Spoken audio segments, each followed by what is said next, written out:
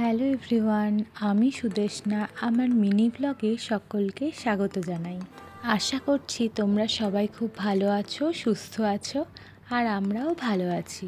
আজকের এই মিনি ব্লগে আমি শেয়ার করব আমার হাওড়ার বাড়ি থেকে ব্যাঙ্গালোরে আসার জার্নিটা। 11 অগস্ট সোমবার আমাদের কলকাতা এয়ারপোর্ট থেকে সন্ধে 8:35 আমাদের ব্যাঙ্গালোর যাওয়ার ফ্লাইটটা ছিল। আমাদের বাড়ি থেকে এয়ারপোর্ট যেতে 1.5-2 ঘন্টা তো লাগে, সেই জন্য আমি একটু হাতে সময় নিয়ে বেরিয়েছিলাম। তো আমরা মোটামুটি 5:30টার দিকে বাড়ি থেকে বেরিয়ে পড়েছিলাম। রাস্তায় খুব একটা জ্যাম পাইনি, বেশ ফাঁকাই ছিল, কিন্তু এয়ারপোর্টে ঢুকার মুখে একটু জ্যাম ছিল।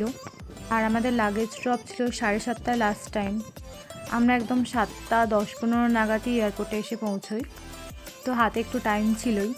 এবারে বেশ অনেকগুলো মাসই আমি ওখানে ছিলাম, যার মধ্যে আমার লাইফে অনেক কিছুই ঘটে গেছে।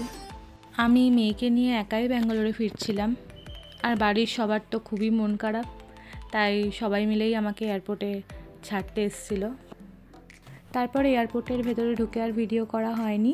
আমার লাগেজ ছিল, লাগেজটা ড্রপ করি ওখানে, তারপর সিকিউরিটি চেক করে একদম আমার গেটের কাছে এসে পৌঁছই। তো তখন অলরেডি বোর্ডিং স্টার্ট হয়েছিল। আমার মেয়েকে একটু খাইয়ে আমি বোর্ডিং করে একদম ফ্লাইটে এসে বসি। ওকেই আমার পাশের সিটটাতেই বসিয়ে দিয়েছিলাম, আমার উইন্ডো সাইডেই সিট ছিল।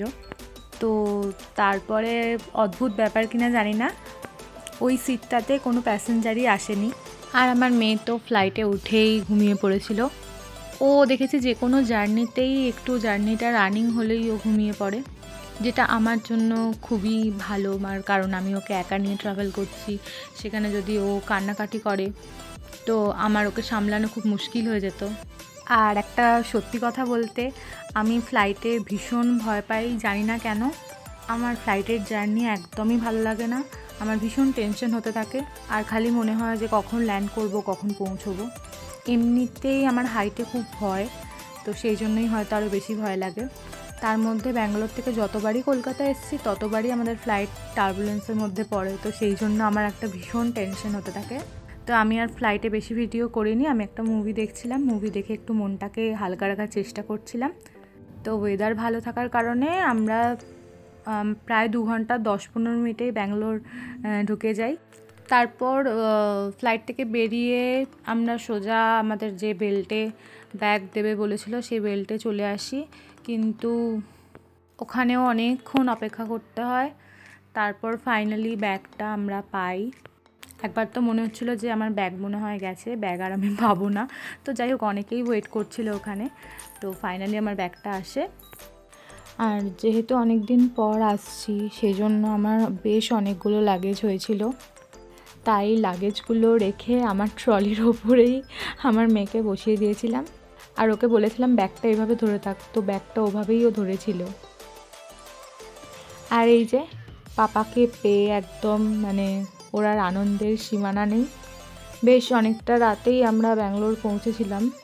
এমনিতে আমাদের ব্যাঙ্গালোরের ফ্লাইটে ল্যান্ডিংয়ের টাইম ছিল 11:10 এরকম নাগাদই, কিন্তু ফ্লাইট আগে ল্যান্ড করে গেলেও কি হবে, লাগেজ নিয়ে আস্তে আস্তে অনেকটা লেট হয়ে যায়।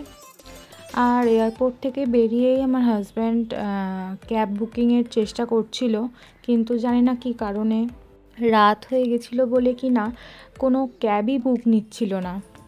তো তারপর দেখি ওখানে বাস সার্ভিস তখনও রয়েছে।